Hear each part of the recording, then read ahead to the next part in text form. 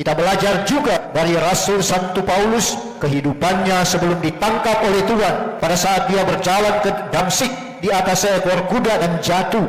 Rasul Santo Petrus juga sebagai jenderal panas-panas tai ayam, tapi kemudian sesudah dicengkam oleh Tuhan menjadi lain. Dan semoga kita juga, tidak ada yang pantas.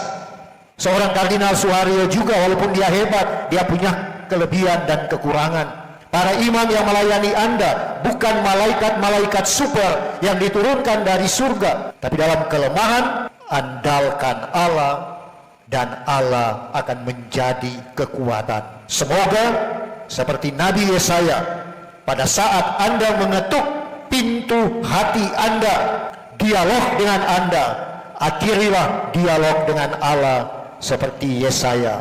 Inilah aku, utuslah aku. Marilah kita bersujud dan menyembah, berlutut di hadapan Tuhan yang menjadikan kita, sebab Dialah Allah kita. Dalam nama Bapa dan Putra dan Roh Kudus. Amin. Rahmat dan damai sejahtera dari Allah Bapa dan dari Tuhan kita Yesus Kristus bersamamu. Dan bersama roh. Selamat pagi dan salam sehat untuk kita semua. Dewasa ini gereja membutuhkan orang-orang yang dengan gagah berani mau menjadi pewarta Injil, kabar keselamatan Allah.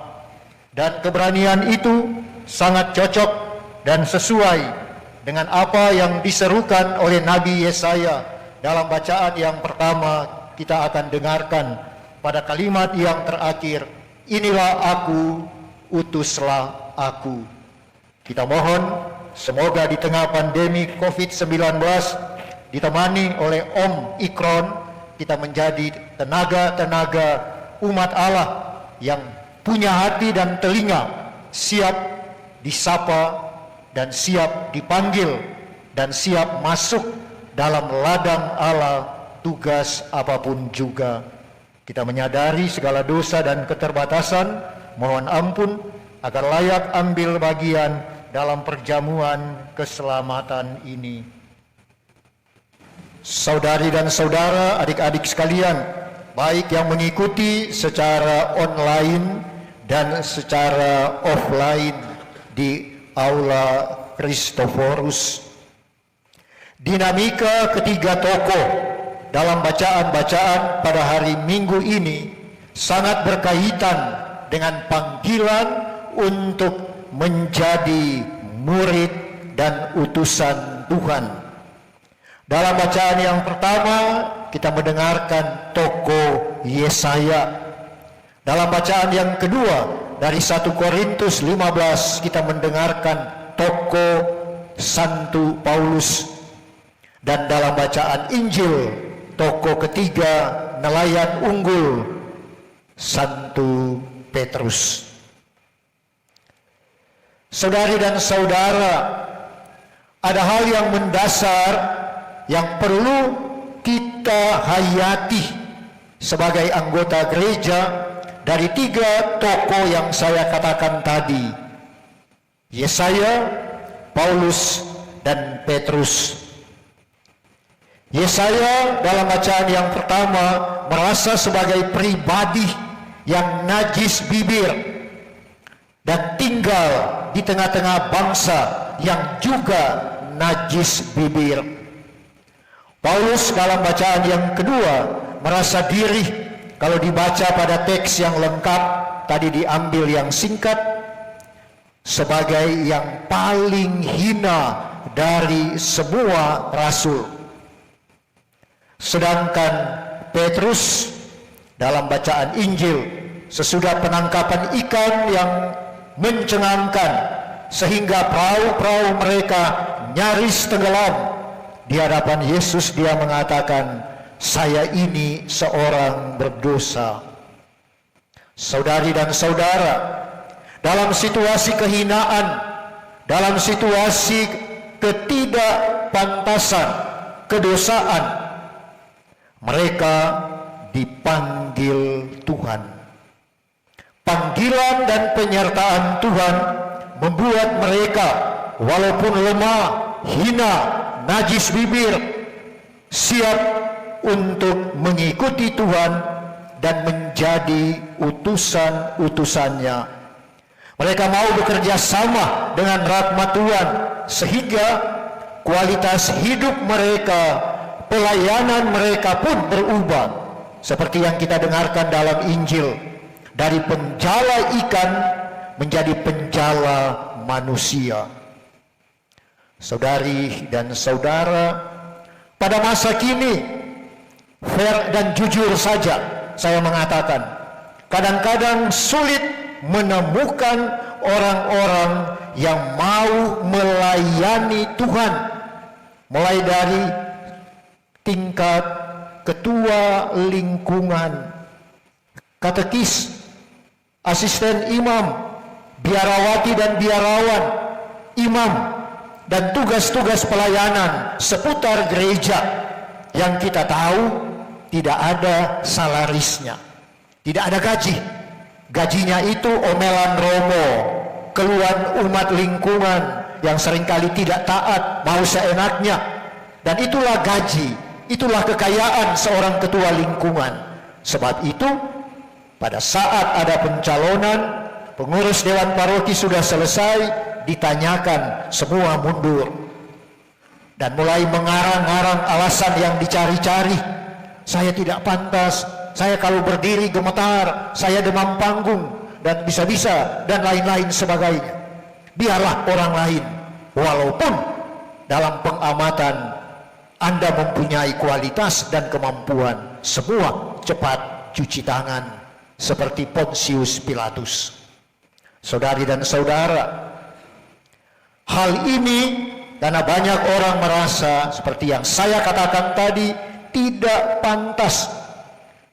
Saya punya kekurangan, saya darah tinggi, emosional, mudah marah, dan sebagainya. Dan boleh menyusun litani ketidakbisaan Anda. Saudari dan saudara, dengan belajar dari Yesaya yang bibirnya kotor dan tinggal di antara umat dan bangsa yang juga najis bibir, kita belajar juga dari Rasul Santo Paulus, kehidupannya sebelum ditangkap oleh Tuhan pada saat dia berjalan ke Damaskus, ke Damsik, di atas seekor kuda dan jatuh. Rasul Santo Petrus juga sebagai jenderal panas-panas tai ayam, tapi kemudian sesudah dicengkam oleh Tuhan menjadi lain. Dan semoga kita juga, tidak ada yang pantas. Seorang Kardinal Suharyo juga, walaupun dia hebat, dia punya kelebihan dan kekurangan. Para imam yang melayani Anda bukan malaikat-malaikat super yang diturunkan dari surga, tapi dalam kelemahan andalkan Allah, dan Allah akan menjadi kekuatan.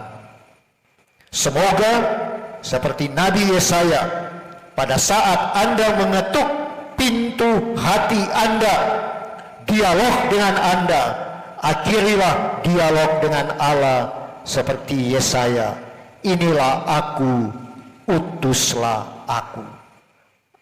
Amin. Marilah mewartakan misteri iman kita. Setiap kali kami makan roti ini dan minum dari piala ini, wafat-Mu Tuhan kami wartakan hingga Engkau datang. Biarlah mereka bersyukur, ya Tuhan, karena kasih setianya, karena perbuatan-perbuatannya yang ajaib terhadap anak-anak manusia, sebab dipuaskannya jiwa yang dahaga dan jiwa yang lapar dikenyangkannya dengan kebaikan. Pengumuman Paroki. Panitia Pembangunan Gereja mohon doa restu serta dukungan moral dan material dari seluruh umat Paroki Grogol untuk kelancaran proyek pembangunan Gereja Santo Kristoforus yang sudah dimulai 25 Oktober 2021. Donasi pembangunan gereja dapat disampaikan melalui DKL atau DKP via ketua lingkungan masing-masing atau transfer secara langsung ke BCA KCP Mandala Raya atas nama PGDP Paroki Santo Kristoforus atau melalui kotak dana pembangunan di depan aula. Terima kasih kepada seluruh donatur yang telah berpartisipasi. Tuhan Yesus memberkati. Putra Altar Santo Eugenius membuka pendaftaran calon putra altar baru di tahun 2022 dengan persyaratan sebagai berikut.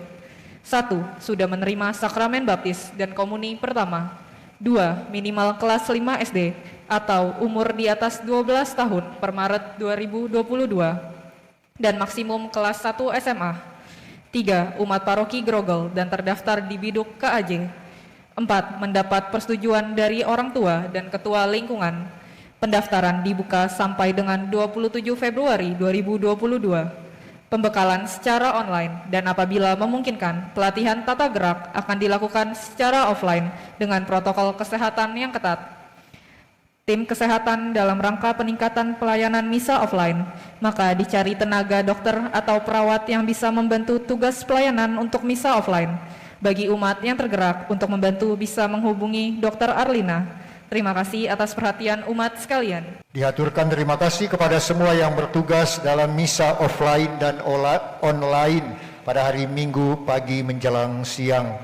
Dan sekali lagi dihimbau, pandemi semakin meningkat.